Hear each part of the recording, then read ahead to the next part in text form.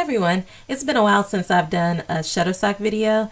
The last one I did was just before the new year, this one right here. And if you're interested, I will put the link to it in my description below so you can check it out. But in this video, I want to talk about a new feature that I've noticed, and I'm really happy about it. I'm going to tell you why in a minute, but this new feature makes it a lot easier to resubmit photos that have been rejected or not approved by Shutterstock reviewers. So if you're like me, then whenever you submit some pictures and then you see that some of them were not approved, you like to try to fix the image, whatever they say was wrong with the image, and then go back in and resubmit them. So this is a lot easier now because before you could see the images that you previously submitted that were rejected. However, you couldn't see what you put in your submission. So for instance, you wouldn't be able to see the description you used, the keywords you used, the category you selected. But now you can log into Shutterstock, and if you go under portfolio and look at your rejected content, now you can see not only your images that you submitted, but you can also see what exactly you put for your description, your category, your tags. If you uploaded any releases, you can see all of that in this new submission tool. And I really like that. And I know some people might be thinking, well, it's not that big of a deal, just retype your description. But with me, I submit a lot of editorial images, and I actually have a video that's been really helpful to some people where I talk about how to submit editorial images. You can check that out in my description below. But when you submit editorial images, and I mentioned that you have to be very descriptive with your title or the description.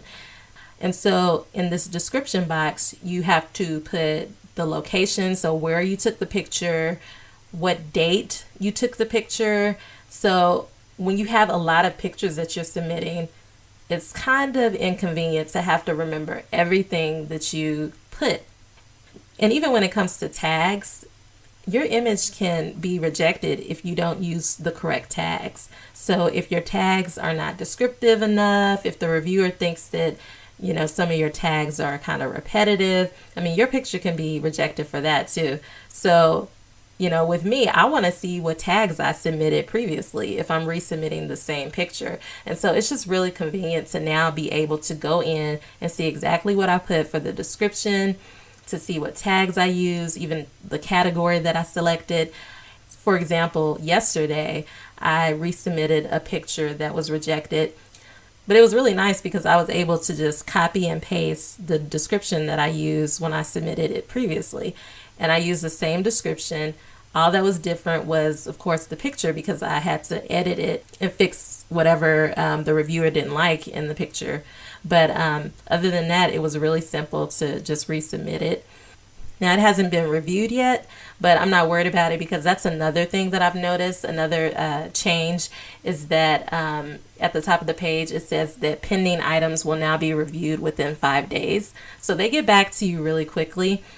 So anyways, if you're like me, this is something that would really make me think twice sometimes about resubmitting images, was the fact that I'd have to go back and remember, okay, where did I take this again, and what date was it? And now I can see all of that in the page that shows my recent rejections.